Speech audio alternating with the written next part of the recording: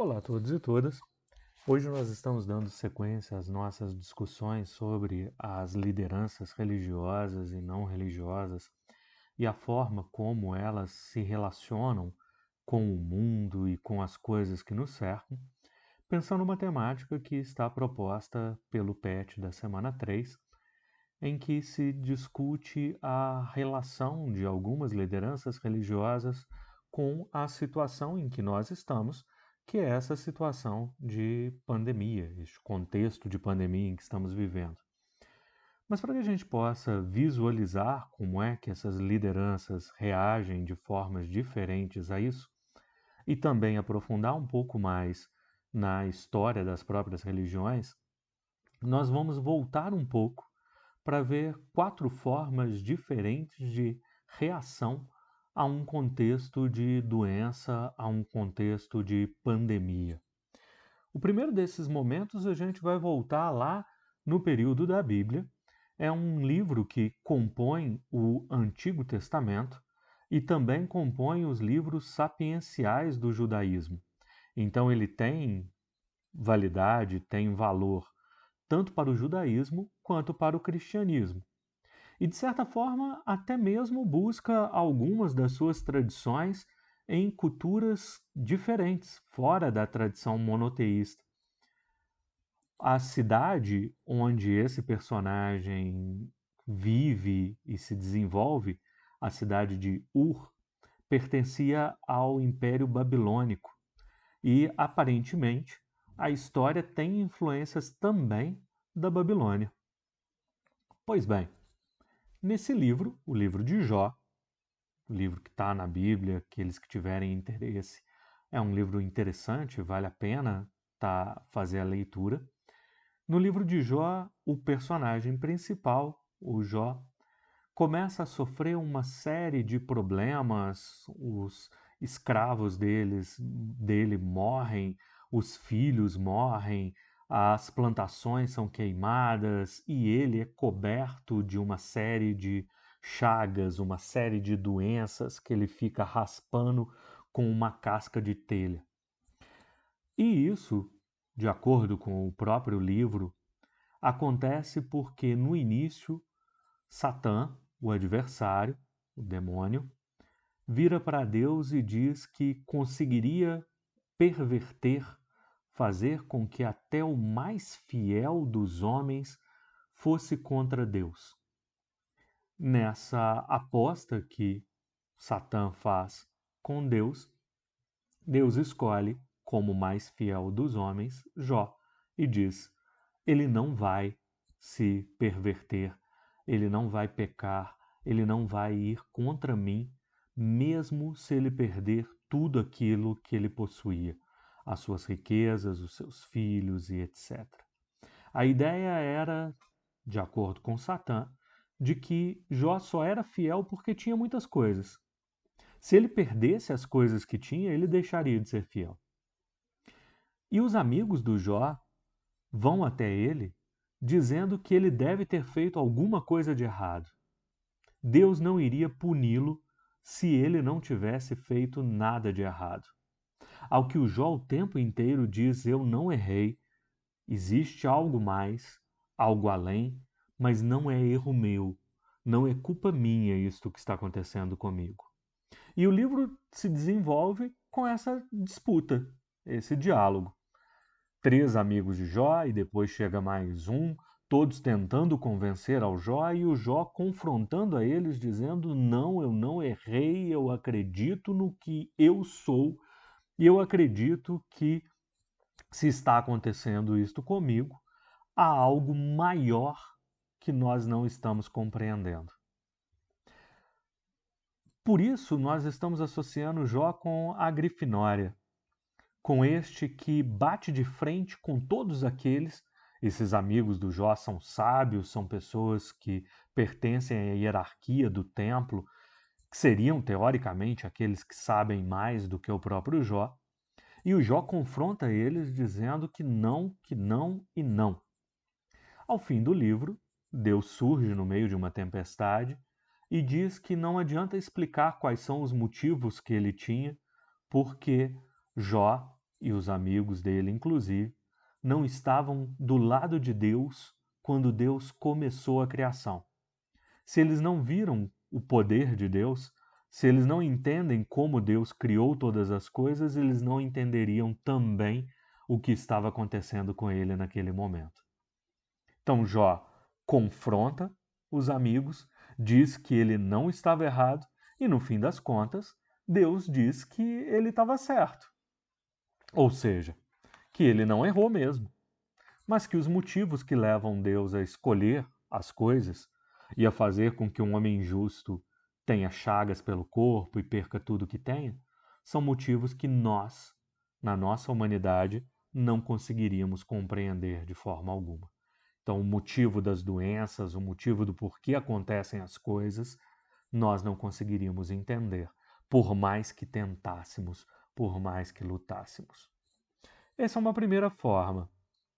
Uma segunda forma, nós estamos utilizando como exemplo o Francisco de Assis, São Francisco de Assis, que é um santo para o catolicismo romano, e ele defende a ideia básica do catolicismo, aí diferente do Jó, né? O Jó era um judeu, que o livro entra para a Bíblia cristã também, mas ele era um judeu.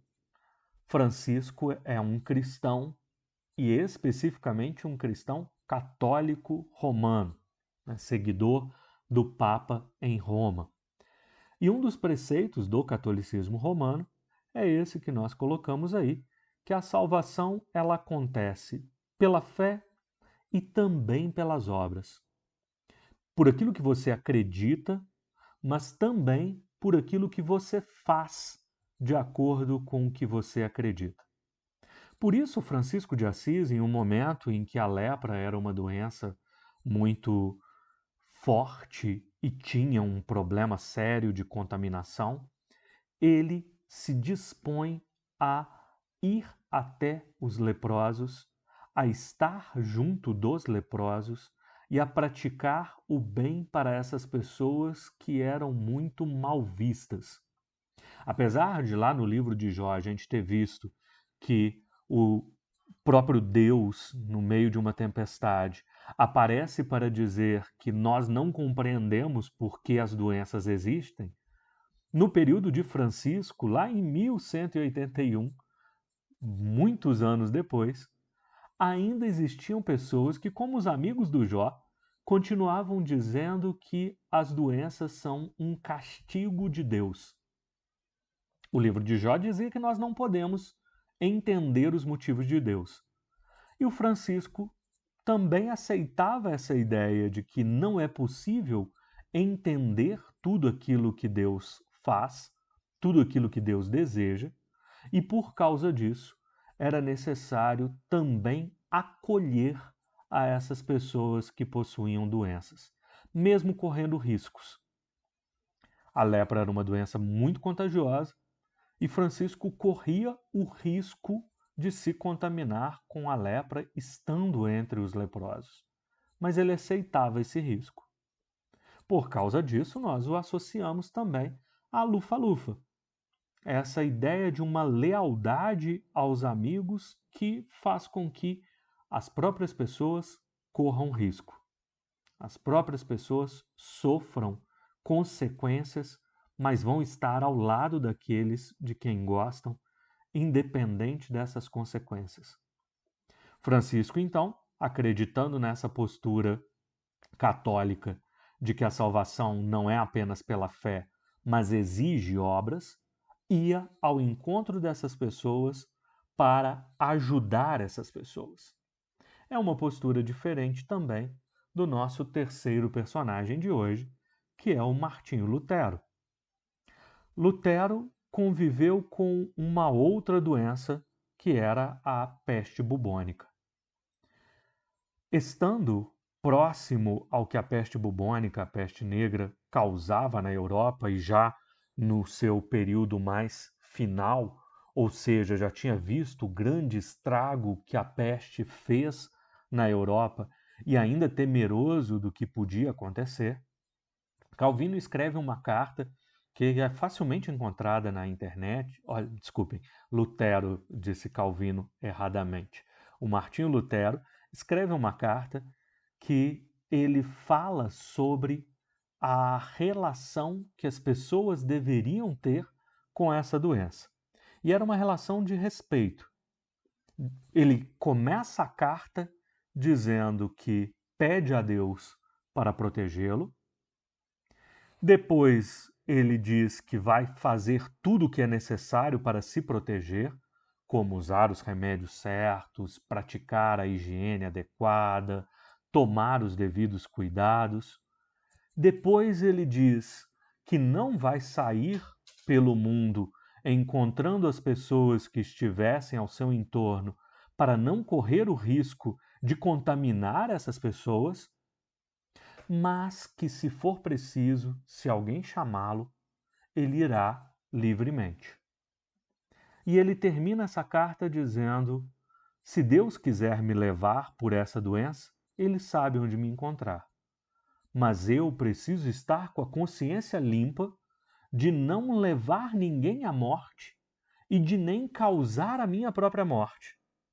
Então ele compreende que, se ele não se cuidasse em meio a uma pandemia, em meio a uma grande doença, isso seria quase como um suicídio. Eu não me cuido, eu não tomo cuidado de mim, e com isso eu posso me contaminar e contaminar aqueles que estão à minha volta. Isso é tanto ruim para mim quanto ruim para os outros. E, segundo ele, não é o que Deus deseja. Deus espera que todos se cuidassem e que, se acontecesse algo com alguém, seria um acontecimento fora do que é possível para os homens diagnosticar, como Jó tinha dito. Não dá para saber o que Deus pensa.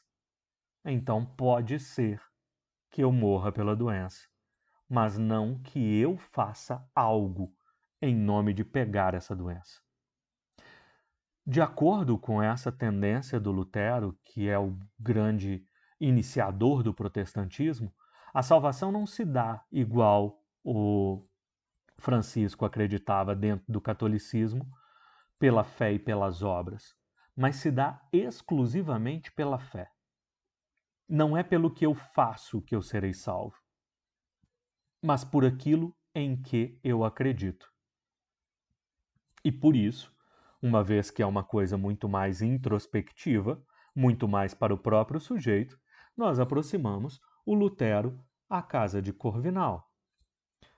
Por fim, Calvino, também um reformador protestante do período próximo ao Lutero, teve uma outra relação com as doenças. Ele próprio foi uma pessoa que sofreu com muitas doenças e acaba morrendo de uma doença que na época não tinha cura, que era a tuberculose, mas vive essa doença e vive as consequências dessa doença, sempre pensando que, na perspectiva dele, não era nem como o Francisco e o catolicismo pregavam, de uma fé uma salvação pela fé e pelas obras, nem como Lutero pensava, de uma salvação apenas pela fé.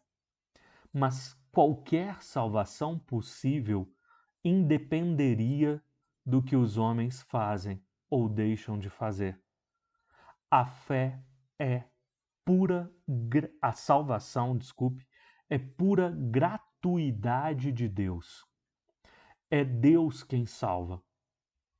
E como é Deus quem salva, ela é uma salvação gratuita. É uma salvação pela graça de Deus. E, portanto, Calvino acaba dizendo que nós somos predestinados à salvação. Deus já escolheu quem vai ser salvo e quem não será salvo. E dessa forma também, Deus, pelos motivos que só cabem a Ele próprio, sabe o que cada homem deve sofrer em sua vida. E como Deus sabe, não cabe aos homens discutir o porquê que eu sofro. Se eu sou uma pessoa boa, por que que eu tenho uma doença? Calvino diria: não sou eu quem decide se eu devo ser saudável ou doente. Isto pertence exclusivamente a Deus. E como pertence exclusivamente a Deus, eu devo pura e simplesmente aceitar. Por fim, então, nós aproximamos essa postura do Calvino à Sonserina, porque ela tira peso das coisas que eu faço. E aí, como os membros de Sonserina, você pode fazer aquilo que melhor lhe aprouver, aquilo que for melhor para si próprio, não pensando em alcançar a salvação com isso, porque não será o meu gesto que vai me levar à salvação, mas a escolha de Deus.